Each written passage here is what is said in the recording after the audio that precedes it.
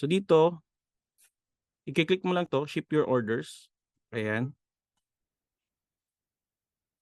ayan. So makikita ninyo dito may instruction siya. So madali lang naman, eh.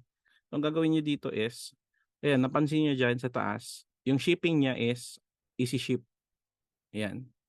'Di ba may nakalagay 1 tapos unship pa siya, 'di ba? Tapos dito sa self-ship wala namang laman siya, okey? So nandito sa easy ship yung product. So ang gagawin niyo diyan, ki-click niyo lang yung schedule order, okey? Sir, para saan yung print packaging slip? Okey, yung packaging slip, ano lang 'yan, parang invoice lang, tax invoice. 'Yan, oh.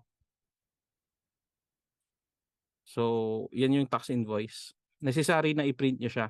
Puwede niyo naman i-print, puwede naman hindi, okey? So pakita natin mamaya. So ganito yung itsura niya.